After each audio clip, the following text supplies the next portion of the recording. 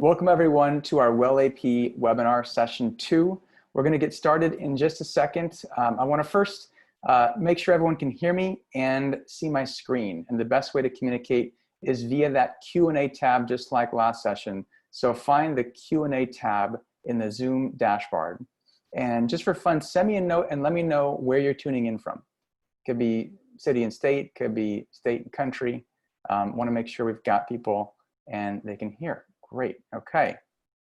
We've got Sydney, Australia, another Sydney, Australian, Chicago, Virginia, New York, great, Whoa. Canada, fantastic, Minneapolis, Arlington, Vancouver, Ontario, Portland, Philippines, fun, India, Boston, great.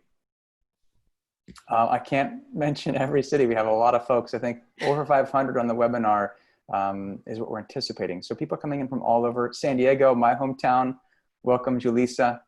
We have Hong Kong, Dallas, great. Jack from Melbourne, welcome Jack. Thanks for tuning in. This is fun.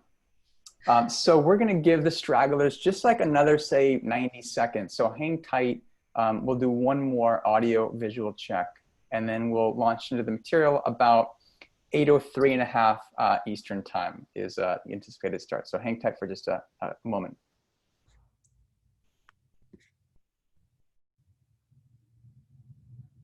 Wow, this is truly a global session.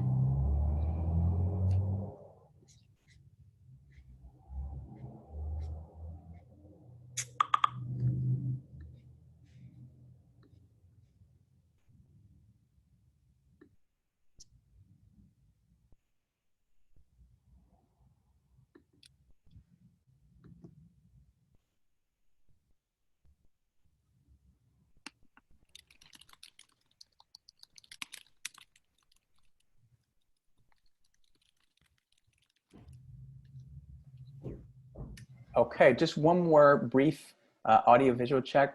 Victoria, Michaela, I'm assuming you guys can hear me, see my screen.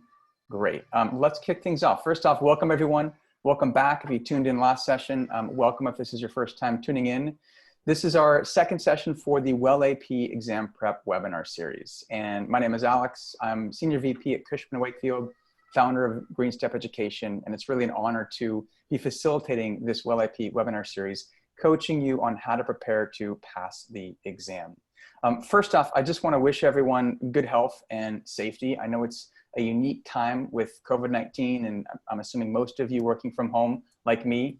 You're going to hear one of my young 3 kids in the background. Hopefully it's good sound, not bad sound, but you will hear them nonetheless. And I just want to give a shout out and wish some health and good safety and health to those of you tuning in and your families as well. And in some ways, it's, I think, a really relevant time to be talking about health and wellness, given all that is happening around the globe.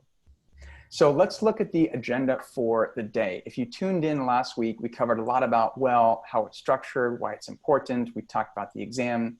I start each week with a little 2-minute drill, a little recap of what we covered last week. So if you didn't tune in last week, you'll get caught up to speed in about 120 seconds, maybe a little bit more.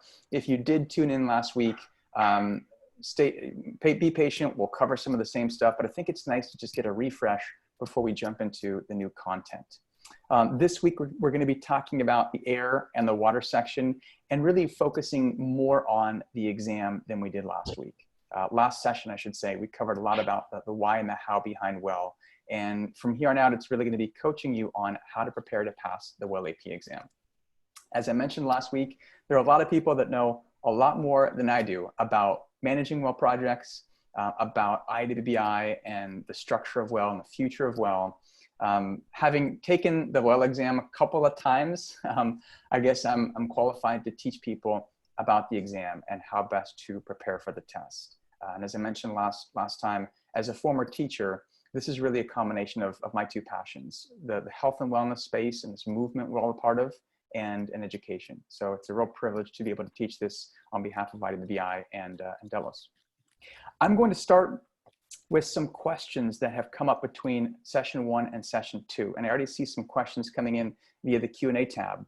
If it wasn't clear, if you have questions during the webinar, please send us a note, send us your thoughts, send us your questions via that Q&A dashboard. That is the best way to communicate with us. And you'll see me constantly be looking down at the questions to see if I've missed anything. We also have Michaela and Victoria from IDBI tuning in who can keep track of the questions as they come in. If we don't address your question right when it's asked, we will hopefully get to it at the end. And that was one takeaway from session one, is to leave a lot of time for Q&A. I know how frustrating it can be to tune into a webinar, hear somebody talk, and not get to your burning question at the end. So I'm going to commit to leaving at least the last half hour for questions. And if we don't answer your question during the actual webinar, please repeat it toward the end, and we'll make sure to get to it. A couple of the questions that came up between first session and second session, I want to just address right off the bat before we jump into the exam prep content. Question one is in relationship to the Prometric closure. So the exams are offered via these third-party Prometric sites. And for the short term with COVID-19, those sites are closed. I'm told they may reopen as early as next month, but there's a little bit of unknown there. I do want to reassure you that the content you'll be learning is still absolutely relevant. And as soon as the testing centers are back up and running, you'll be uniquely prepared to sit for the test and be one of the first people to earn your WELL AP coming out of the Prometric shutdown. So we're not sure when they'll open. We'll keep you posted, but I know we had some questions on that. The other question we had was on WELL version 1 versus WELL version 2. And in my role at Cushman & Wakefield, we're working on about a dozen WELL projects at any given moment. Most of the projects we're kicking off are gravitating toward WELL version 2, which I'm calling the newer version of WELL. It's still in beta format, but it's what most clients are gravitating toward. The exam is based off of WELL version 1. And I want to reassure you, most of the content crosses over. So everything you're going to learn for the WELL version 1 test is absolutely relevant for WELL version 2. I always say WELL version 2 has some subtle but key differences. So when people say WELL version 2 is completely different, they're right and they're wrong in that it is quite a bit different. And I think that's why projects are gravitating toward it. But the differences are in the nuances. So the information will be the same for what you're learning here for the exam as for the version 2 projects, hopefully you'll be working on. Other questions. We talked about resources. And just to reiterate, I think in terms of study resources, your number one resource is the WELL Building Standard and the WELL Certification Guidebook. And the WELL Building Standard is about, I think it's about a 300-page document, covers information about all the different concepts and features in WELL. The guidebook, I'm going to say, is maybe 12, 15 pages. It's a short printout that talks about the WELL process, recertification, and some of the nuances with managing a WELL project. We linked to both of those in the follow-up email from the last session. And I'm realizing if you didn't get it, check your junk folder. We probably sent out an email to, I think, 1,000 people between the morning session and the afternoon session. But you did receive the WELL Building Standard, the WELL Certification Guidebook, a link to practice exams, and we'll also link to the recordings. And the same thing will happen after this session. We'll link to those same documents, the exams, and the week 1 and week 2 recordings, so you have both of those. So that was another question that has come up that I wanted to address. We talked about the junk folder. There were some questions on like running WELL projects, and you know, I've managed my fair share of WELL projects. Again, there's a lot of people who have managed a lot more projects than I have and have more international experience or more experience with the performance verification testing. We'll talk to some extent about WELL projects and what's involved with managing them. But this webinar series is really more geared toward the WELL AP exam and giving you the tools, the knowledge, the confidence you need to go out there and pass the WELL exam. So keep that in mind. If you have a very specific question about an esoteric project scenario, I can try and help, but we're really going to be focused on the exam for this. And the other question we had is in regards to the validity of the resources that we'll talk about. So the current exam is based off of the Q1 2019 addendum. The exam will be updated in August. And I just, again, want to reassure you that the updates that will take place will be very minimal. So if you're panicking, feeling like, what if I don't take my exam till September? Don't worry, 95% of the information we'll cover today is going to be the same for that revised exam. And that new exam will still be version 1. It'll just be version 1 Q3 2019 addenda, if I'm correct. So keep that in mind. The information you'll learn is relevant. Great. Michaela, Tori, just cut me off if I misspeak on any of those details. So no, everything was perfect. It was just, it's going to be Q1 2020. And I just want to let everybody know, I'm literally just typing. I'm actually going to just get the links to like the right documents that Alex is speaking about, and I'll put them in. That's right. So you'll all have them in this session. Thank you. So strike that. It's Q1 2020 that the exam will be updated to. Yes, that makes sense. Let's dig into the PowerPoint. Just like last week, we're going to review some of the content we covered in relationship to well, and then we'll dig into the exam and get into the air and the water concept. So feel free to stop me if you have questions. I'll keep the video up for part of it, and let's see if I can get this screen share working here. Great. I'm going to minimize my video just to make sure there's no bandwidth issues. Let's start with a 2-minute drill. So this is a recap of what we covered during the last session. And actually before we jump into it, I do want to just recap part of my intro. And that is to say that when the well exam first came out, I got really excited. I got really excited about it, and I signed up, and I had this intention to study. You see my video there? Let's see. I think my video is showing up.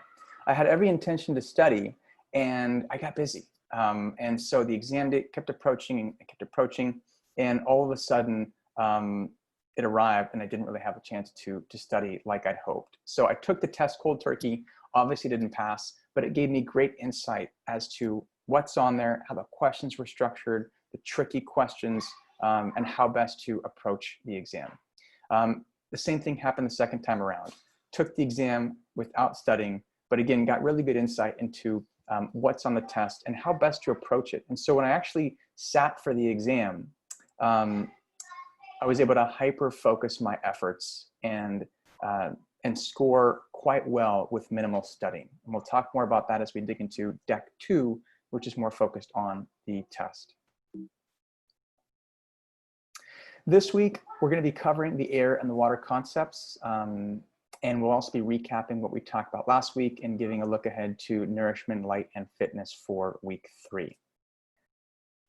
So here's where sort of the 2-minute drill starts. This is all that we covered during the first half of the last session. We talked about the history of well and how exciting it is to really be on the forefront of this movement. Well is just a couple years old. There could not be a better time for you to earn your Well AP credential. We also talked about the connection between well and the environment and other rating systems. And I find it really encouraging to see that of the dozen or so projects that we're running at Cushman & Wakefield, dozen or so well projects, all but one are also pursuing another certification, whether it's LEED or BREEAM, a certification that's focused more on sustainability.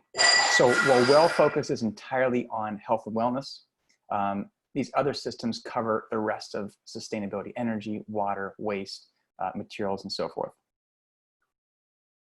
We talked a little bit about the well building standard, recapping from last week, the 7 different concepts. We'll dig into the air and the water concept in more detail today.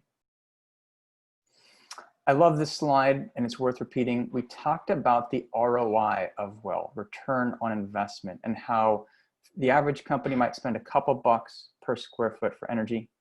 It might be 70, 80 bucks a square foot in rent if you're in New York or San Francisco like I'm at.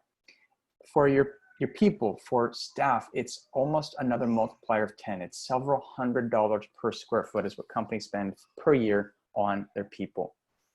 And so if you can get people happier, more productive, you can have a huge impact on their productivity and their health and well-being.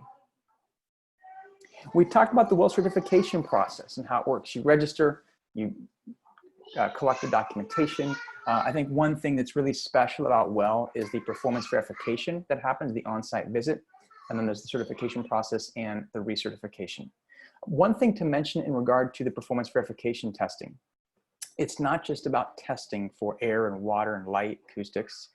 It also provides an opportunity for the assessor to do a spot check, a visual inspection for a lot of these measures. And as someone that's worked a lot with other rating systems like LEED and BREEAM, Green Star, I think it's really refreshing to work with WELL, where the documentation is significantly less intensive because you have that on-site visit. So I think that's worth mentioning if you haven't worked in a WELL project before and you're familiar with LEED and some of these other systems. I think it's really nice. This is my just chicken scratch scorecard we developed for one of our very first WELL projects. It's come a way since this was developed, but I still liked how it helped us think about and structure all the different WELL features in the different categories. So here you see the air concept and the preconditions, obviously up top, the optimizations down below. You can see water and nourishment going through the different categories. So we've got essentially the credit or the feature title and our notes. And I think it's worth mentioning here that WELL is not a point-based system. It is a percentage-based system. And I think that has a couple advantages. If you're familiar with systems like LEED that are point-based, you're really at a disadvantage if you can't achieve certain credits or features. For example, with LEED, you have to earn 80 points out of 100 or 110 to achieve platinum. The problem is there might be 20 points that you're simply not eligible for based on your project type or based on your situation. So it means you really got to earn 80 out of 90 points. It doesn't leave a lot of margin for error. With WELL, if there are features that don't apply or relate to your project type, you're essentially exempt from those requirements. And since it's percentage-based, with WELL you have to earn, let's say, 80% of the optimizations, not 80 points, but 80% to achieve platinum. It's 80% of the features for which you are eligible. So I'm showing here the nourishment category. A lot of the WELL projects we're working on don't provide food. So they're exempt from those food-specific requirements, in some ways making it more streamlined to achieve, say, WELL Gold or even Platinum. And we'll come back to the WELL scorecard, but we're going to use it with a little exercise. And this is an exercise I do with all my in-person WELL trainings. Usually I have people break out into groups and make friends. For this one, we'll just do it virtually at our own computers and desks. But last session, I asked people if they had familiarity with other green building rating systems. And the large majority of you, it seemed, had some familiarity with another system, whether it be LEED or STMATA in the Middle East, Green Guard or BREEAM or Green Star. So this gives, I think, a nice chance to just compare WELL to another common system, in this case LEED, and how the air category matches up with, say, the IEQ category in LEED. What I also like about doing this exercise, it gives you a chance to learn by doing and sort of work with all these features on the left briefly before we dig into the detail and go from feature 1 through 29 while we cover the air category. So we're going to pause here, and I'll leave this slide up for just a second. This is the assignment. How many of the WELL features you'll see on the left have crossover with LEED, either LEED CI or LEED for existing buildings on the right? And I know that you don't know the requirements of each WELL feature at this point, but take a guess based on simply the credit title and send us a note via the questions tab, the Q&A tab, for each WELL feature you identify that has crossover with LEED. And again, send us the name or the number of the WELL feature in that questions tab, and we'll see what you guys come up with. So I'm setting my timer for 2 minutes. We're going to pause here and give you a chance to engage with this exercise. You can send your responses via the Q&A tab, and we'll keep track of what you guys come up with.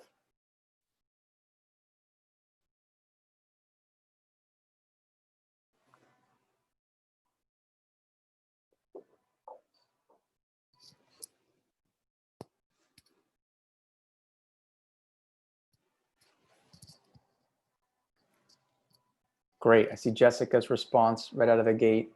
Jessica, you must have fast Wi-Fi. You're the first one to respond. Acoustics, daylighting.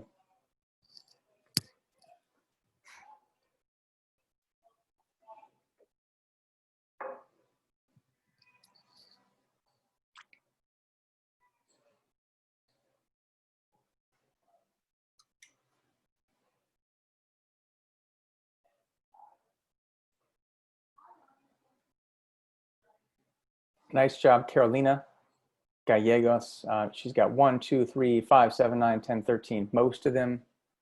Okay, I'm gonna switch it up a little bit. Which features are covered in WELL that you don't see in LEAD? So switching gears, and I'll give you another 90 seconds for this one.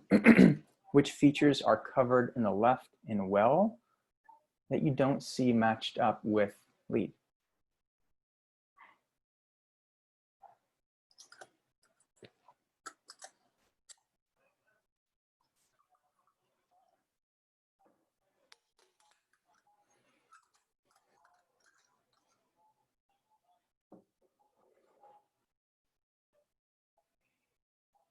Yeah, Doug has got it. Well, feature 6, feature 27. Michael mentioned feature 11.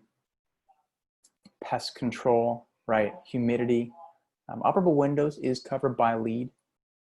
Pesticide management. Yeah, microbe and mold control. Healthy entrance is covered by LEAD. Great feedback. It seems like everyone is engaged and participating. And again, this is a chance to sort of learn by doing and try to incorporate some of the breakout activities that we do in the in-person class as part of this virtual training as well. Great. I'm still getting some good responses coming in.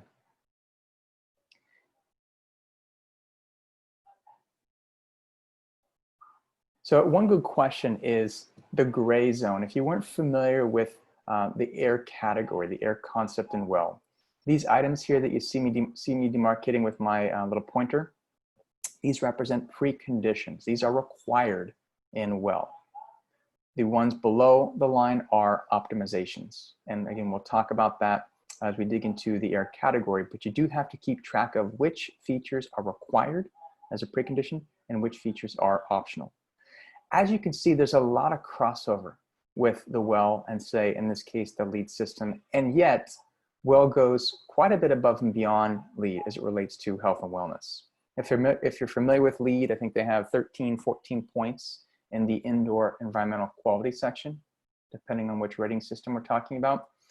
Meanwhile, WELL has 100 features, really 105 if you count the innovation features as well. So WELL takes indoor health and builds it into its own 100 feature system, whereas LEAD just covers it as one component. Less than 20% of the credits relate back to human health. I do think it's nice to see the crossover because it means if your project is already pursuing LEAD, well, then you're already a third of the way or part of the way toward WELL certification and vice versa. I'm gonna pause there and switch decks for a second. And so bear with me as I switch screens here. Any questions on what we covered in that recap or in that exercise?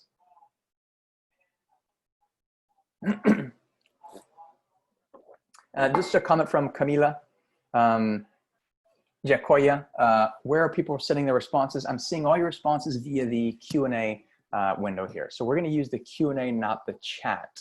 And Camila, I can't see your response. There's just so many people in the webinar that I don't have a chance to call out everyone. So if you're responding, I'm seeing it. It's just kind of a blur as I scroll down through the Q&A tab and see the comments and questions coming in. Okay. Let's jump into the exam a little bit. So we talked about what we covered last week, and I'm going to bring up my slideshow here. Let's talk about the test.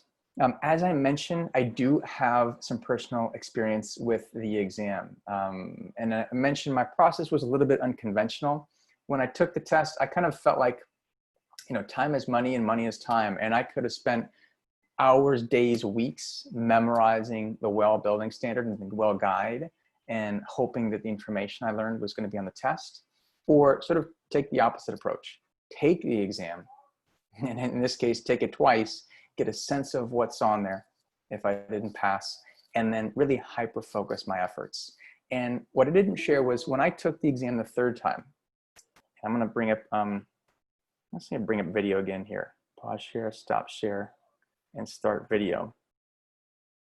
When I took the exam the third time, and you guys can see my video okay, right? Yeah, okay. I'm embarrassed to admit it that I really didn't leave myself enough time to study. And the pressure was on, right? Because you only have 3 tries to pass the well exam in 1 year. So I was maybe a little bit overconfident that I'll be fine this third time. And of course, I think I was taking the test on Thursday. Between my job at Cushman, between teaching through Green Step, between the 3 young kids I have at home, life got busy. And Monday led to Tuesday, Tuesday led to Wednesday. All of a sudden, I found myself the night before trying to cram for this test the third time around. And with limited time, I said, okay, I'm just going to focus on the information I saw the first 2 rounds taking the test. I'm just going to focus on the areas that I saw come up on the exam over and over and over again. When you take the test, and you start to see patterns and you know where the questions come from. And fortunately, I passed. And I not just passed, but I passed feeling pretty confident with relatively minimal preparation. So you can see my score here.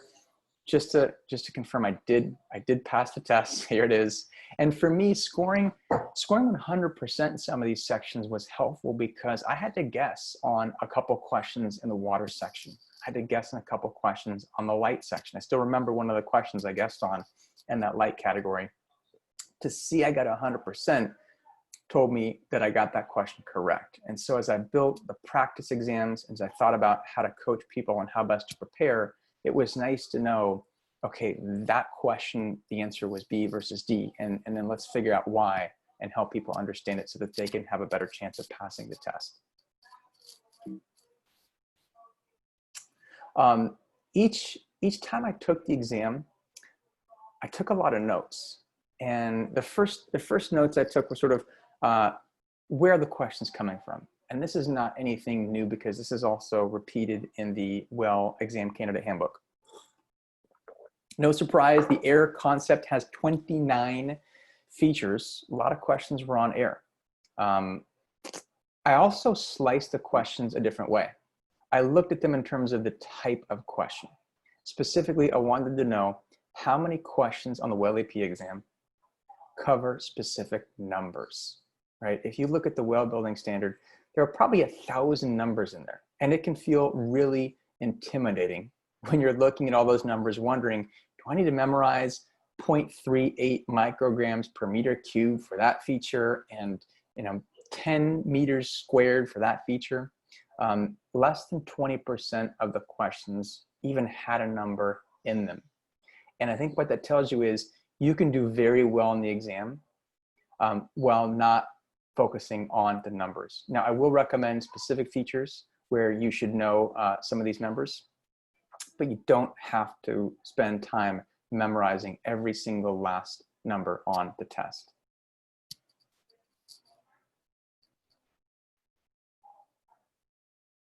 Just a screenshot from my notes, and I'll mention this a couple times. I was surprised how important the background sections became on the test. And if you're not familiar with where these are, this is the first page of every concept. So when you look at the WELL Building Standard and flip to, say, air or water, you'll see a couple paragraphs of information. Anything in these paragraphs is fair game for the test. And this is one area where you do have to know the numbers. For example, you can see here, body mass of index over 30. That's a test question. 25 to 29, I think, is overweight. Obese is over 30. Do pay close attention to these background sections. Make sure you know these well. And I see some good questions coming in. I'll come back to them when I pause here.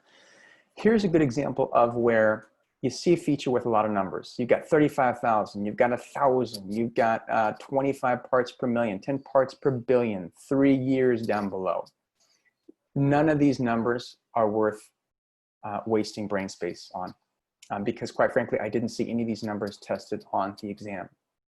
What you will be tested on are the requirements. Almost half the questions relate back to requirements of specific features. And in this case, the question, as you can see here from my notes, was probably something like, which must be monitored? Particle count, carbon dioxide, and ozone. It seemed like an easy question, but when you throw in false answers that relate to different features, it can get tricky, right? They might have listed radon, which is also covered in WELL. They might have listed particulate matter 2.5 or particulate matter of 10. They might have listed asbestos or carbon monoxide. All those are tricky answers that are not correct as it relates to this particular feature. I mentioned this last week, so I'll just skim this again. Areas to focus on, and we're going to cover some of the big ones today: filtration and contaminants. Those are in the air category and the water category, and probably the most important section to study as it relates to the test, and I think one of the toughest parts. So we'll talk about how to make sense of the information and try to make it a little bit easier. I also mentioned last week, worth repeating, a lot of the questions come from these introductory paragraphs. So I know I mentioned don't pay attention to numbers, except any number in the background sections and in these introductory paragraphs for each feature. So here you have feature 78. The requirements you would have seen below, if I showed this the whole page, you really need to make sure you know and read and understand the intro paragraphs and any fact or number listed in those intro paragraphs. And again, here's another screenshot of the background section. Don't try to memorize everything. As I said last time, the more important than knowing what's on the test is knowing what is not on the test. And you know, it pains me when I see people read through these guides that are 500-600 pages long. And it's not that they don't have the exam information in them. It's that they have the exam information and then about 400 pages of irrelevant information, and you don't know which is which. So the more you can focus your efforts on some of the things we'll cover during this WELL AP webinar series, that the study matrices will provide, the practice exam questions will provide, the better off you're going to be. Focus your efforts on the most important sections, the most important questions, and you'll do well. And we talked about the study resources, the WELL Building Standard, here it is, version 1 with Q1 2019 addenda. This is the 300-page document, and then the WELL Certification Guidebook is about a dozen pages, and pretty much every question comes from those two books. We'll be talking about where in those two books they come from and how best to use those as study resources. I also talked about practice exams. I think one of the most helpful things you can do is take practice tests. Now, I think quality is just as important, if not more so, than quantity, because if you're taking questions that don't really relate to the actual exam, they may throw you off.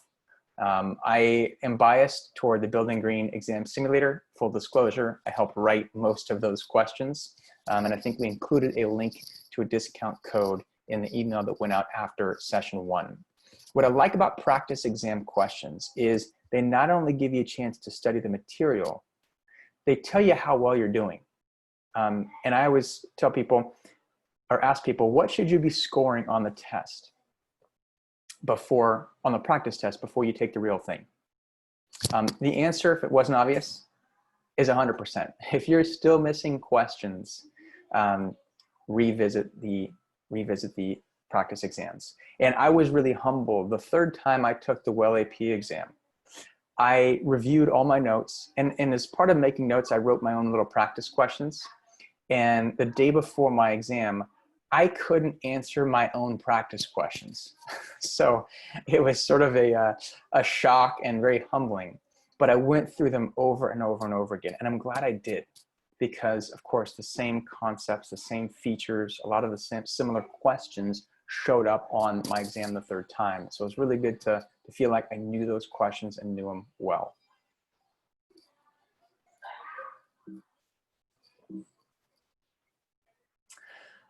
We'll talk about the study matrices. If you didn't receive a link to these, we'll be passing these out in between the session 2 and session 3. These are invaluable for keeping track of the air category and the water category and all these difficult concepts around contaminants, filtration, mitigation strategies, and the features that they relate to. And this will be a homework assignment. So yes, you do have homework between session 2 and session 3 that we'll then use to answer some practice questions at the start of session 3. So I'll mention these again, but just a screenshot. Here are the study matrices that you'll have access to. And by simply filling in these matrices, you'll be surprised to see how many of the practice questions you can answer. You know, you obviously need to read and study the full guide, but the matrices cover a lot of information and a lot of the tougher questions. Speaking of tougher questions, let me catch my breath and take questions from you guys before we jump into the air and the water concepts. Any questions, anything you feel like I've missed? Let me bring up the Q&A section here.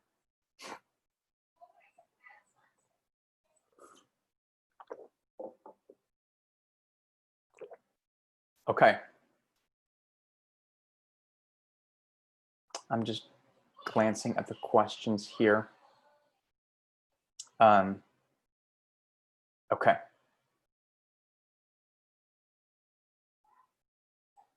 I'm going to come back to some of these questions. I want to move along with the exam content, but great questions here. Yeah, great questions. I see 11 open questions. Be patient. We'll come back to them. And my goal is to leave at least 30 minutes at the end for hitting these questions. So we'll move along with the air section shortly. As I mentioned, a lot of questions in the background section. All these little factoids are summarized from the background section in the WELL building standard. Make sure you focus your study efforts on those background sections. And here it is as a screenshot, the background section from the air category. Check it out. The air concept has 29 features. It's a doozy, a lot of information here. And having seen this section presented by different WELL faculty, it's hard because, you know, each of these features could have 3 or 4 slides. We could be here for a couple hours just getting through the air section. I approach it a little bit differently for my WELL AP exam prep workshops, and that is I don't cover it in order. So we're not going to start with feature 1 and go all the way down to feature 29. I cover it focusing on the most important features first. And these are they. These are the features that all relate to either contaminants and or mitigation strategies. And if you've taken the test, you can relate. Really tough to keep track of all the different contaminants in the air category and the different mitigation strategies. And I think one of the things that makes it tough to keep track of these is the fact that they're not all next to each other, right? If you just look at the numbers, feature 6 covers contaminants and mitigation. And then it's all the way up to feature 11. And then you jump ahead to feature 18 and 19 and 20. And then you jump again to 23, you jump again to 25. So if they were all in one place, I think it would make it easier in some ways. And here I've pulled all these features that have the most questions on them. And I'm gonna be covering them first. And as I go through the slides, pay attention to the contaminants and the mitigation strategies. The rest of the air features either are policy-based preconditions. So these are some of the ones that had fewer questions on them that I think are a little bit easier to grasp, and or what I call miscellaneous optimizations. And because with WELL projects, you only have to achieve the preconditions to get WELL Silver for version 1. A lot of these miscellaneous optimizations you don't have to pursue. And that's just a note for projects. So let's start with the big ones first. And then we'll skim through some of the other air features as well toward the second half of the section. These are the types of questions you're going to see in the exam. I don't know about you, but these are hard questions. Activated carbon filters remove which of the following? So here they give you the filtration type carbon filters, and you have to pick the contaminants. These are tough questions because there's a lot of different contaminants in WELL. not all of them are addressed by carbon filtration.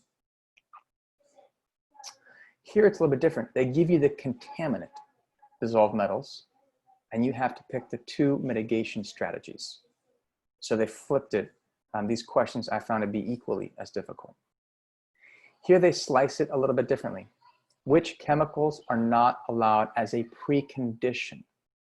So you've got to have in your mind memorized which chemicals are covered by air features 1 through 12, right? Those are the preconditions.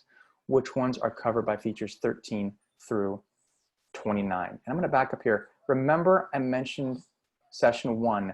It's really important to memorize the cutoff between preconditions and optimizations. For the air concept, it's 12. Now it's 11 for interiors, but for the most part, it's just easiest to remember 12. 1 through 12 is a precondition. 13 through 29, for the most part, is an optimization. So this question is essentially asking which of these are covered by features 1 through 12. You'll notice I don't have the answers here. Why is that? Well, because you're going to be tackling these practice questions with your matrix. So you'll go through all these questions as part of this webinar series. I just don't want to give them away yet.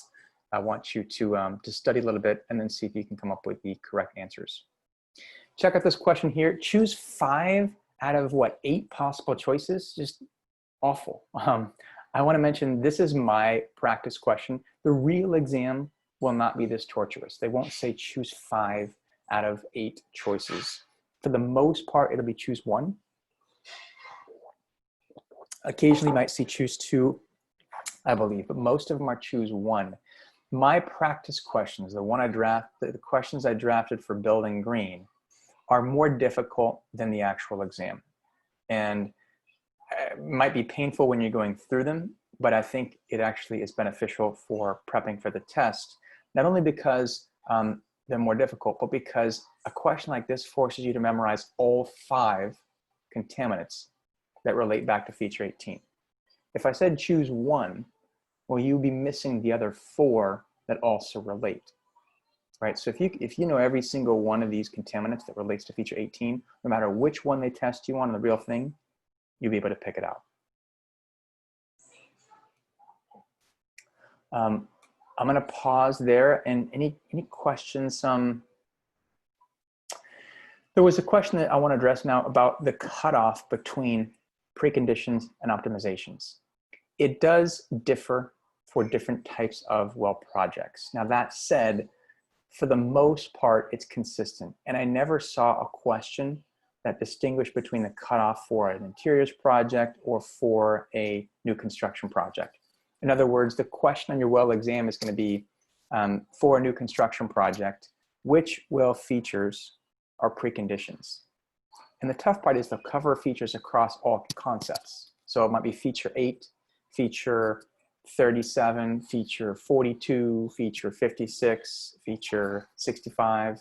And if you have the cutoffs memorized, I think it's 1, 2, 3, 4 in water, 4, 5 in nourishment, if I'm correct, 5, 4 in light, 6, 5, 7, 6, and 8, 8. If I still remember that from my test dates, those will help you answer every one of those questions that relates to preconditions versus optimizations.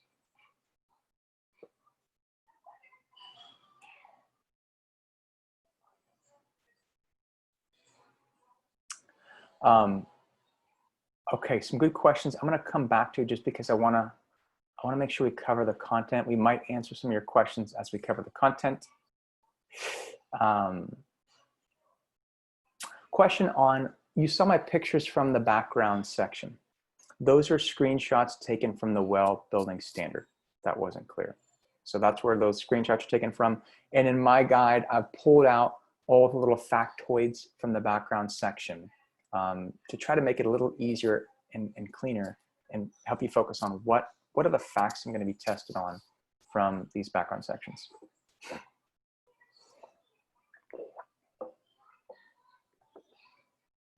Okay, I'll come back to these questions. I'm humming along, hoping to finish right at the top of the hour.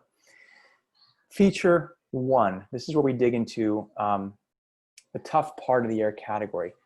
Remember and focus on the contaminants that are addressed here. So you've got formaldehyde, VOCs, carbon monoxide, not carbon dioxide, PM2.5, PM10, ozone, and radon. You have to know what's covered by which feature. So this is feature number 1. The next feature we come to that addresses contaminants is feature 4, VOCs.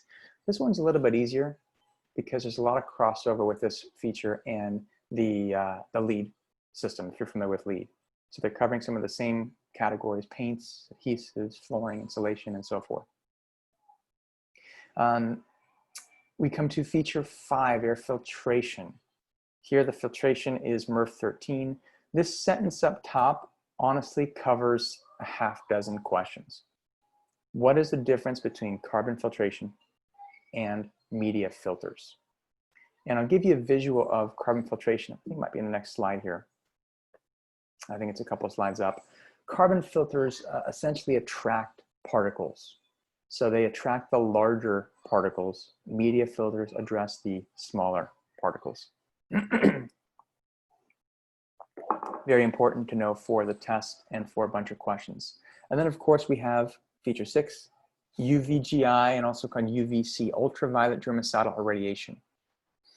Mold, bacteria, and viruses. So in the last couple of weeks, we've gotten questions from clients at Cushman on how to address COVID-19 cleaning practices. And it's great, the WELL guide provides a lot of guidance there.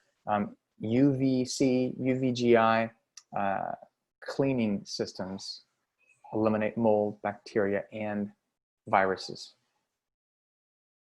And then we're jumping ahead to fundamental material safety.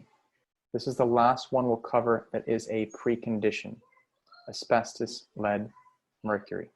So keep these separate from ozone, particulate matter, carbon monoxide that we covered in feature 1. I know we're going fast, and the goal is really to just introduce the material, knowing that you've got the guide, you've got resources, you get the practice exams we'll link to that really can dig deeper into the content. So I'm not going to spend a couple minutes on each feature. We just don't have the time, but hopefully give you an overview and speak from my experience with the exam.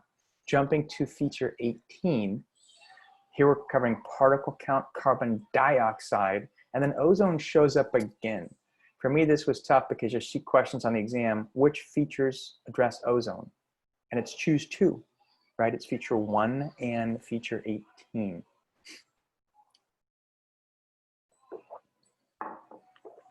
And then temperature and humidity, not necessarily contaminants, temperature and humidity below, but worth knowing that temperature and humidity also have to be monitored. This one, feature 19 and feature 20, really don't address contaminants per se, but you do have to keep, you do have to measure ozone, PM10, temperature, and humidity. So here's another one where ozone shows up in feature 20 as well. Outdoor air systems, measure ozone, PM10, temperature, and humidity here. Here's my cool graphic. I was mentioning about the carbon filtration. The activated carbon attracts larger particles, whereas the MERV 13 filters filter out the smaller particles. So this is advanced air purification. You've got ultraviolet germicidal irradiation, carbon filters, photocatalytic oxidation. One of the things I mentioned is a lot of the nuanced terms are covered in the glossary of either the WELL guide, or you'll see them in the glossary of study guides. You should definitely know each term covered in the WELL guide and covered in the glossary, but you don't have to know all the details about it. For the most part, with something like photocatalytic oxidation, you want to know which features address it and what contaminants does photocatalytic oxidation relate to, or what does it mitigate, if that makes sense. Humming along here, feature 25. Again, these are optional, so these aren't required, but this covers, I'm not even going to pronounce that, phthalates, PVCs, PFCs, polyurethane, urea formaldehyde.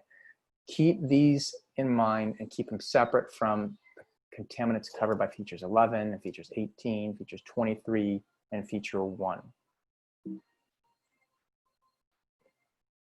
27 covers high touch surfaces, and again comes back to UV, addressing viruses, mold, and so forth. Okay, those are I think the most important features in the air category. How do you keep track of it all? That's where these matrices come in. And here's another way to think about the matrices.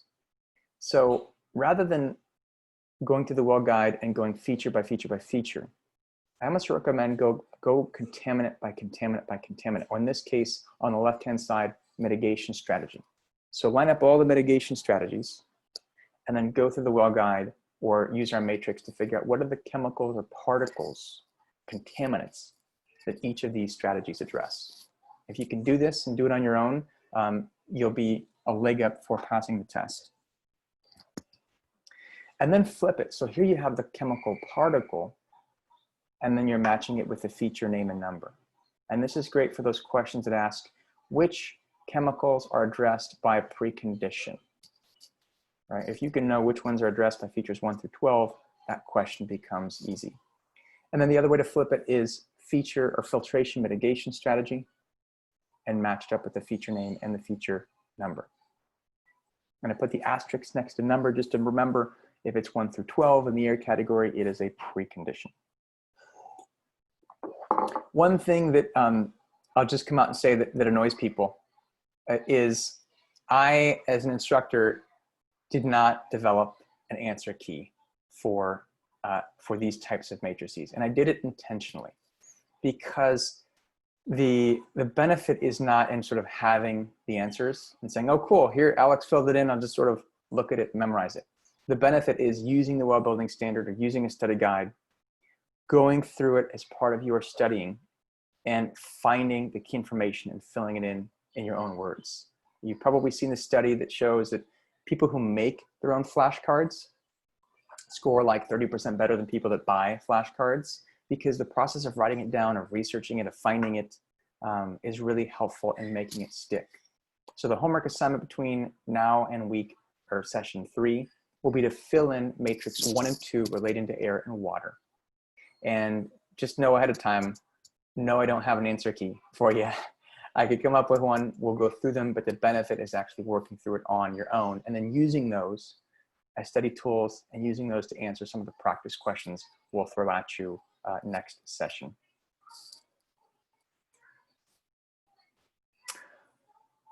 Okay, we've covered a lot of the tough stuff. I'm gonna go through some of the other features a little bit more quickly. I'm gonna try to end close to the hour, maybe 5 minutes past the hour, and then take questions here. But so these are the preconditions we haven't covered yet. And most of them I think are intuitive or easy or have fewer questions on them. Again, anytime you see factoids coming from the intro paragraphs, like the ones below, those are things to be sure to know for the test. So smoking ban, ventilation effectiveness, you do have to know the standard, ASHRAE 62.1, just like lead references. Construction pollution management, this is borrowed from other green building rating systems as well, duct protection, VOCs. A lot of these are just following good practices on a job site. Healthy entrance, the requirement is 10 feet in the direction of travel. That is a number you have to know. Cleaning protocol, listing out high touch surfaces. I think the cleaning protocols have become even more relevant now that we've got COVID-19, and a lot of clients asking us, how often are we supposed to clean doorknobs? What is a high touch surface? And the well guide includes a list of recommended high touch surfaces, although it may differ for different project types. Pesticides, definitely know these two terms. You'll see them pop up in our study guide a couple times, atrazine and glyphosate. And you'll see these also come up in the water section when we get there as well. Moisture management, there was a comment about moisture as it relates to COVID-19. I am told that adjusting moisture levels helps, given that they help reduce airborne virus transmission.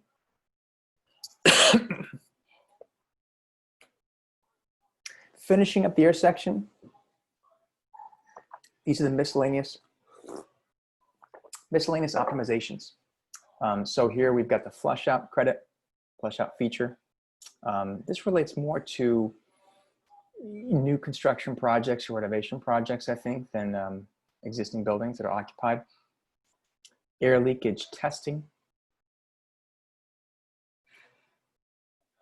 You get a point for, or you have an optional optimization for increasing fresh air 30% above ASHRAE 62.1.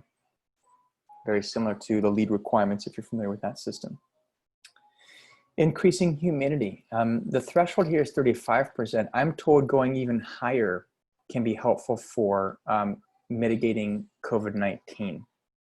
So this is obviously an optional feature, but certainly becomes more relevant now that companies are thinking about how do we clean the space and how do we minimize transmission of viruses.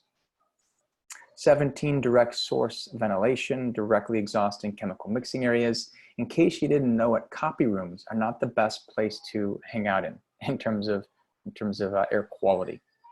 They produce ozone, so you want to directly exhaust those to the outdoors. Follow a couple of different best practices there. Feature 21, displacement ventilation, bringing in air at different places in the building to create more airflow. And the standard referenced is ASHRAE 55. I'm obviously going through these a little more quickly. Just want you to get familiar with the air section. These ones have less questions on them. And I think the questions are more straightforward than the first section of the air category I covered at the beginning.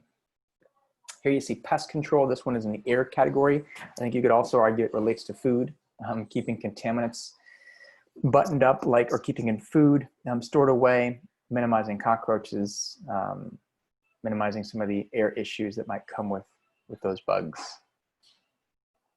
Combustion minimization.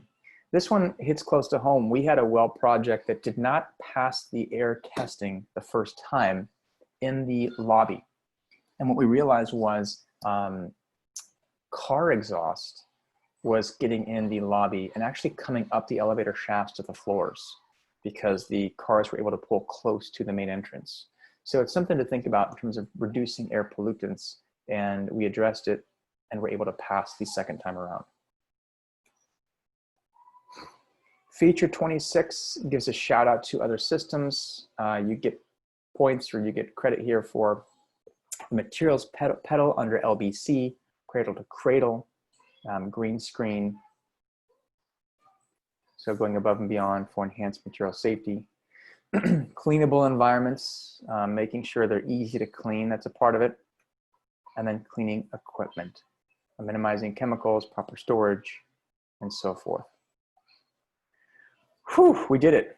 All 29 features. There you have it.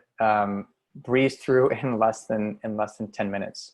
One of the things I want to emphasize as you dig into the well building standard, as you dig into your studying and the practice questions, I always tell people, don't waste brain power memorizing something that you already know. And one of the questions that came through that I thought was a good question was, do you have to know the different bodily systems? The answer is yes. You're going to see a half dozen questions on the different bodily systems. But here's the thing. Most of those questions I think are pretty easy. Which bodily system relates to the nourishment category? Well, it's probably digestive as one of them, right? That's an easy enough answer to pick out. Study the things that don't come intuitively, like integumentary system. We talked about that one last session. I had no idea what integumentary system related to before taking the well exam. Hair, which I've got a lot of right now, hair, skin, and nails is the integumentary system. So there's a good example of focus on the terms you haven't heard before, and don't get caught up memorizing information that you know, or bodily systems that I think feel more obvious to you. Let's cover water, and I'm going to try to get through water in a couple minutes and then address a lot of the questions that have come in. Thank you for being patient. If you've had a question I've been sitting on, we're close to wrapping up the content. We'll take questions and then give you guys direction for where to go from here. Here are the background factoids from water. Again, these are pulled from the background pages with the introduction to the water section.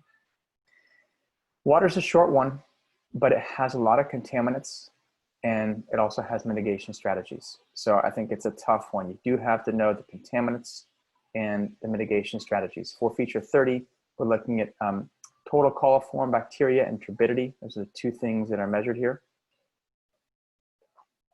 Feature 31, dissolved metals. Know what's included, know what's not included. And in this case, know the two different mitigation strategies, reverse osmosis and KDF. You're gonna see both of those on the test. It's probably a choose two, right, out of 5 choices. Feature 32, organic pollutants.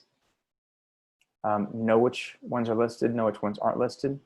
And I'll give you my, my tip for keeping track of organic pollutants and inorganic pollutants in a second. Feature 33, agricultural contaminants. So let me come back to this. So my tip for, where's organic? So inorganic contaminants, my tip for memorizing the two are easier to pronounce. Mercury, copper, nickel, right? Even antimony, these are easier to pronounce. Organic contaminants are really hard to pronounce. If you see a question, you're trying to figure out what's organic, what's inorganic. If it's hard to pronounce, it's an organic contaminant, unless of course it's an agricultural contaminant. So again, make sure you know atrazine, glyphosate, those are also covered in the air section under pesticide management. And here you see them under the water section, agricultural contaminants. Keep in mind the water section in well is not about water efficiency. It's not about how much water you use or don't use. It's about the cleanliness of that water. And you might take it for granted, but there's a lot of offices that don't have clean drinking water. Well is there to ensure that you do and to test that water. Feature 34, no disinfectants and the difference between disinfectants and disinfectant byproducts, which are which? Chlorine, chloramine, disinfectants. Trihalomethanes, haloacidic acids are disinfectant byproducts. Feature 35, testing. And remember what we talked about session 1, you, for the most part, you clean daily. For example, drinking fountains, you wanna clean daily, you test quarterly, and you report annually. And most well features that have some sort of cleaning or reporting or testing follow that cadence. Clean daily, test quarterly, report annually. And for me, that was a helpful sort of default to go back to if I got stuck on those questions. Feature 36, here you see UVGI, ultraviolet germicidal irradiation, showing up again in the water section. And I think that this is what makes some of these contaminant questions confusing, is they're not just covered in air, they show up in water as well. And so for matrices 1 and 2, I've actually combined them. You'll have to list all the contaminants and the mitigation strategies for air and water. And I think it helps keep track of those because it's confusing when you see contaminants show up in air and water, like the glyphosate, the pesticide, and then you see mitigation strategies show up in both sections. It just is a bear to keep track of it all. And it's really important because a lot of questions cover that on the test. Feature 37, drinking water taste properties. Know what's included here. Keep these separate from inorganic contaminants and obviously from organic contaminants, which are a lot harder to pronounce as well. And then feature 37 also alludes to drinking water access. Now here's a chance to point out on the test, you will see it use both the metric system and imperial units. So if you're in the UK, you know, you might be more familiar with the metric system, and if in the US, you're dealing with square feet. What I thought was interesting is, so how to memorize the distances. Here's my take on it. Either memorize whatever system you're more familiar with, or memorize whatever number is cleaner and rounder. In other words, for this feature here, at least one dispenser is located within 100 feet or you'll see in the well guide, or 33.21 meters, right? I'd much rather memorize 100 than 33.21. But then you come to another feature where, I can't remember the number, but it's talking about 70 meters cubed or 70 meters squared of garden space. 70 meters or 738.3 feet. I'd much rather memorize 70 meters. So I found it easier to memorize sort of the round number, whatever system of measurement that might be. And that was helpful for the test. Okay, I'm 1 minute over my anticipated sort of content wrap up. I got 6:06 Pacific time here in California. Let's take some questions. And while we're taking questions, I just want to recap what we've covered. We covered 37 of the 100 features. We covered a lot today, and I know I went quickly. I wanted to recap what we covered during the first session because that felt really important as we sort of still kick off the content. We got through the air concept. We covered the most important features first. You'll have a whole lot of time to work with them as you fill in the matrix. Trust me, you'll get to know those features really well. And looking ahead, next week, we'll cover nourishment, light, and fitness. And we should have a little more breathing room next week. We'll do a shorter recap at the beginning. We'll leave more time for questions. We'll start with a couple practice questions on the air category. So have the matrix, your completed matrix, ready to go. And we'll test your mettle at the start of the next session, which will be 2 weeks from today. I know there were a lot of questions, a lot of good questions I haven't covered, and it looks like Michaela and Victoria have sorted through them to some extent. So I see 15 questions, which is manageable. Let me just dig in. Where will we find the matrices? Question from Michael. We will be sending out a link just like last session that includes, where's my list here? A couple things. The link will include a link to the well building standard, a link to the well certification guide, a link to week 1 recording, a link to week 2 recording, and a link to the well green step matrices. And the matrices are pretty intuitive. They have a intro paragraph on how to use them. Again, use the well guide that you'll have as a downloadable link to fill in those matrices, or use the study guide you have. If you get the building green guide or another guide, use it to find the information and complete those matrices. That's the homework assignment between now and session 3. If you didn't see the email, check your junk folder. Yes, and another person, Linda, mentions that she just signed up. We will send you a link to the recording from week or session 1. And it went 90 minutes. You can skip ahead and go to the content you need. But I do think week 1, if you missed the first session, it's worth revisiting because we covered a lot of the important content, not just about the test, but about well, how it works. And it's probably the most important session, the toughest one to miss if you miss any of them. Okay, other questions?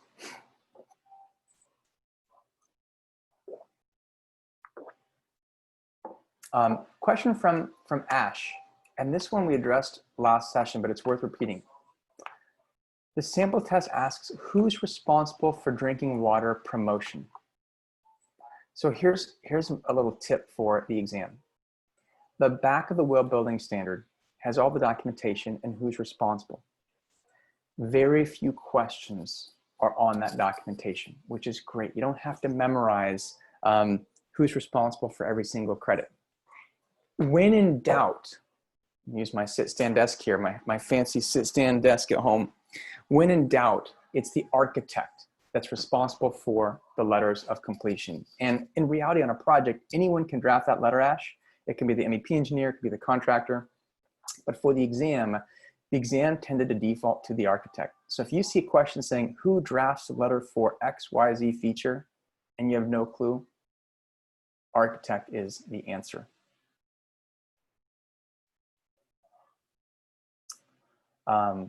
Other questions I want to address. Do you need to know the standards? Question from Mahisha. Yes, you should know which standards relate to which features. you don't have to download the standards and get really deep with those. No ASHRAE 62.1 relates to ventilation. Know which features it ties back to, right? There's at least 2 in the air category that tie back to ASHRAE 62.1. Same thing with ASHRAE 55. Know some of the green cleaning standards mentioned.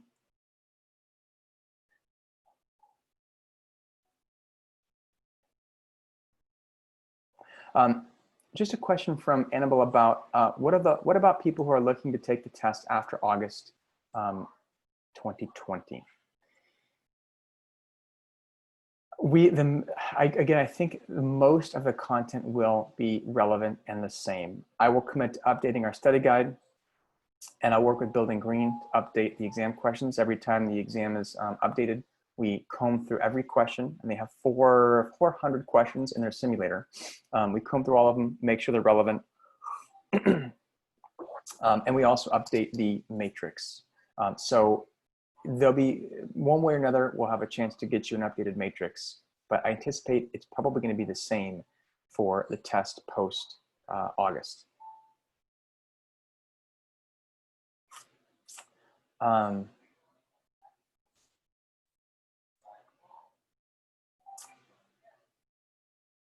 think we covered some of these ones already, just looking at the different ones. Michaela, hi. Any burning questions I've missed? Sorry, I need to unmute you. Give me one sec. How does this work here? Unmute. Michaela, you should be, you should be live. Unmuted. There you go. You're given the reins. Alex, that was delightful. I'm learning so much. I just wanted to, I've been pulling some questions like that I think you can answer, like as we've been going. I've sort of just been putting them to the side. So apologies if you asked this question early on. I knew Alex would be well positioned to answer this. There's been a few questions that have come in about synergies, just about if in the exam, do they mention specifically like Green Star or LEED, or are the synergy questions more generic about green rating systems? Great question, and an important question. So first off, I know I talked a little bit about LEED today. I want to be clear, the well exam doesn't cover LEED at all, doesn't cover Green Star, doesn't cover Estimata, doesn't cover any other LEED rating system, except the ones that relate to specific well features, right? You saw in the air category, I think it was feature 26 that covers or addresses living building challenge, looks at cradle to cradle. I really just used LEED as an example to compare and contrast well with another system that people are familiar with. So it's not on the test per se. Now, as far as synergy questions goes, again, comparing well to LEED, the LEED exam has a ton of synergy questions. They're all over the place and they're hard. You got to keep track of doing one thing here affects another thing there. The well exam had very few synergy questions. And my feeling is if you know the requirements of each feature well, you'll be able to address those synergy questions quite easily. So don't get caught up worrying too much about how do all these features connect. If you know the requirements well, you'll do well on the test. And I can tell you one synergy question that I had probably on every test without giving it away. Make sure when we get to the comfort and the fitness section, adjustable height desks like I've got here relate to features in the comfort section and the fitness section. And so there's an example of a synergy that a synergy question you might see. That's a great one. I'm putting in the chat as well, just on synergies. Page 14 of the WellAP Candidate Handbook actually breaks down what we call the knowledge domains of the WellAP exam, and it has a little section on synergies, and it puts it into like a bit of a learning objective statement, and that might help you think about synergies as well. Another question, this is like 4 people have asked this question, so I'm going to like combine it into one to pitch it to Alex, and it's about preconditions and typologies. So obviously preconditions vary by typology. Do we need to memorize preconditions for all building typologies or just one in specific? We're thinking about like new and existing interiors versus like core and shell. Do you need to know? That's a great question, because you'll notice when you look at the preconditions, there are certain optimizations that are preconditions in certain systems. For example, I know in the air category, feature 12 is a precondition for new construction and core and shell projects, but not for interiors projects. And so it leaves you wondering, well, where's the cutoff between preconditions and optimizations? Is it 12? Is it 11? There was never a question on the exam that required you to know the nuanced differences between new construction and interiors as it relates to preconditions and optimizations. In other words, if you memorize the cutoff for sort of the majority of the well systems, it's 1, 2, 3, 4, 4, 5, 5, 4, if I'm correct, 6, 5, 7, 6, 8, 8. And maybe one of those. If you memorize those cutoff numbers, you'll be able to answer every question correctly as to whether or not it's a precondition or optimization. They never said, well, for interiors projects, which ones are preconditions? Because then there's certain ones that flip depending on the system. Hopefully that helps. Absolutely. The numbers, the cutoff numbers are important. Okay, we have a couple more like very specific ones. Actually, I have a general one about the matrices for you. Annabelle, for example, asks, will matrices be provided for those looking to take the test after it changes the addenda cycle? Like, are your matrices specific to the Q1 2019 addenda, or will they be applicable for the Q1 2020 addenda? Will they still be useful? Good question. I'll know for sure once I go and update our materials. My sense, just knowing what was released in that Q1 2020 addenda, again, without going in with a fine-tooth comb, my sense is that the matrices will stay the same. And certainly the structure of the matrices is the same. So if you remember what I mentioned about the matrices, I don't have an answer key. So the answers are actually less relevant than the process. And whether you're filling it out pre-August or post-August 2020, the process will be the same. Look at every single contaminant in the air category and every single mitigation strategy and match them up. Right, and then look at every single mitigation strategy and the feature numbers and match them up. So there might be some slight differences or some new contaminants or new mitigation strategies, but the process should stay the same. So I don't anticipate the matrices being any less relevant. That said, I will work with IWBI and Building Green, which also offers the matrices, to make sure that if there's an update, we'll let you know and we can get you access to those new matrices.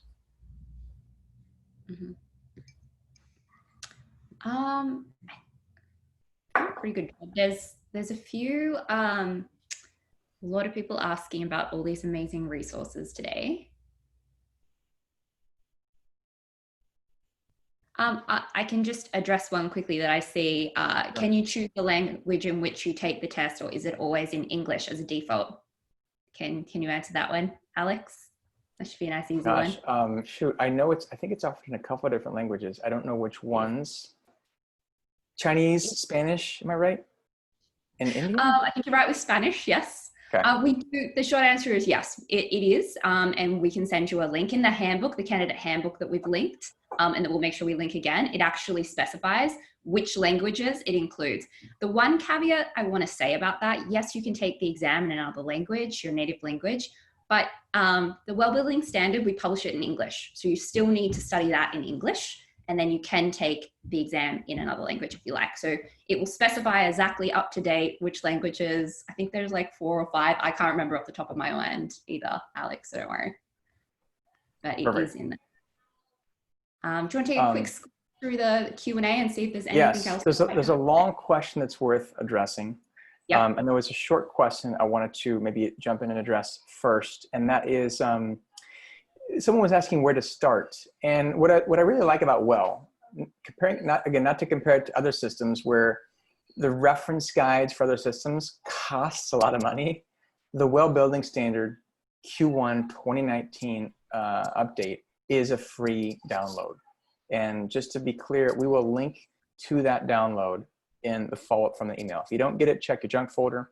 And if you still don't get it, let us know. It should come out, I would say, by the end of this week. So that's end of the day tomorrow. That's probably the place to start. And I know it can feel like a lot of information, but hopefully as we go through this webinar series, we're coaching you on where to focus your energy, where to focus your time. It's funny, I had someone take the exam and send me an email and say, Alex, I passed, or she said, Alex, I saw something on the test that I didn't think was going to be on there, some number, and you told me not to worry about the numbers. And of course, I felt bad because she had a question that that I advised her not to waste time studying. But it turns out she got a 193. So I think my point was proven in that you can't physically memorize every single number in the guide. So then you really have to focus on what are the key important numbers from the background section, from the acoustics section, the numbers you see us covering here, like 100 feet, the numbers you see in our practice exams. Again, the exams I tried to build for Building Green were based off of my experience taking the test. So if you see numbers in there, chances are it's an important number to know. The other question was about becoming a WELL AP and sort of the, I'm not going to repeat the whole question, but is it important? How important is it if you don't foresee yourself working in a WELL project, but you're just interested in the wellness movement? I recommend everyone get their WELL AP. And again, I'm not an IWI employee. I don't get to cut people signing up for the test. I think it's both, it provides great knowledge and it provides a great differentiator. And I can tell you that when Cushman & Wakefield hires for our sustainability team, having a WELL AP has essentially become a prerequisite, a precondition, if you will, for getting hired. And I can't tell you how many times we've had job postings and friends say, I want that job. And by the time you go get your WELL AP, a month later, that job's been filled. So getting your WELL AP is going to open up doors. It'll give you this really, I think, holistic knowledge base around health and wellness. And one of the things I mentioned last session, which is worth repeating, I love how WELL is not just design and construction based, right? We're not just talking about the built environment. A lot of its features tie into policies, and we work as much with the human resources staff on WELL projects as we do with architects and contractors. You have features in WELL that address maternity and paternity leave. You have features that address sick leave. You have features that address workplace flexibility, employee assistance programs, all of these things that are becoming more and more relevant with what's happening around the globe with COVID-19. So if you're not in the construction industry, there's going to be a lot of content that I think still relates to your interests and what you might want to do.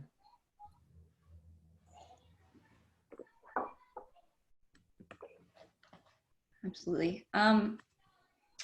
Okay, well, listen, I mean, full disclosure here, I made a plug here in the chat box. So we've just been communicating with everyone via chat, so that in the chat box.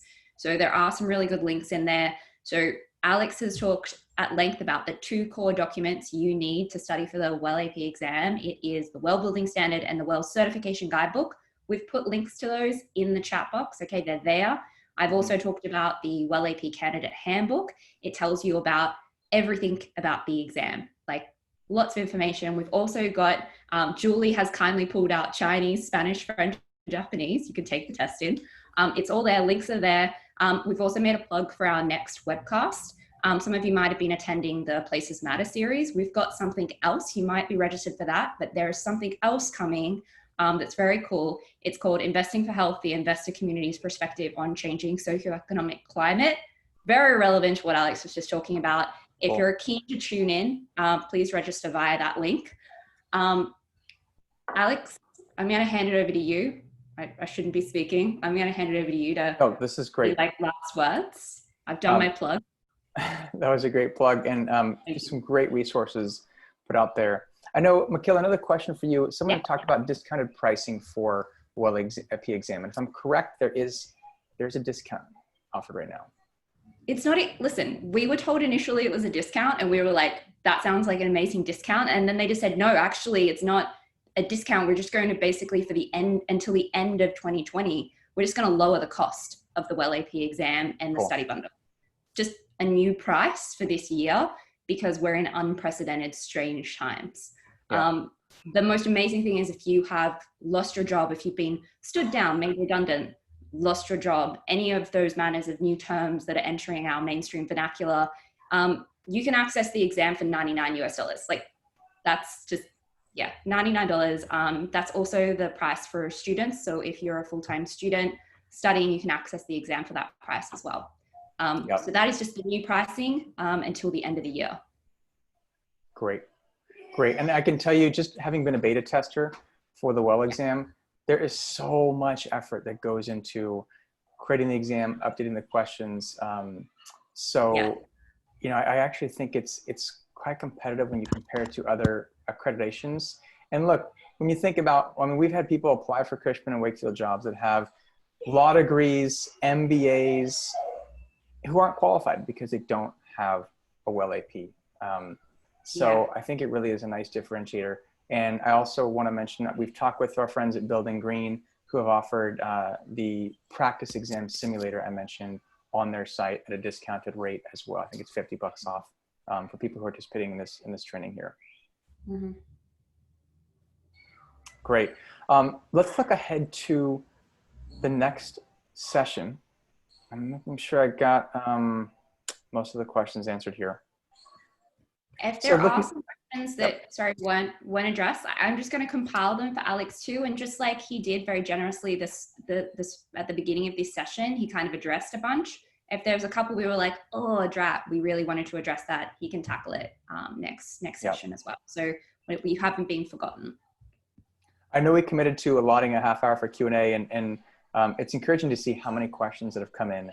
My anticipation is that the following sessions, so 3, 4, and 5, will have even more time for Q&A. So if you feel like we didn't get to your question, we apologize, hang tight. We'll allot at least a half hour during the next session when we cover light, nourishment, and fitness.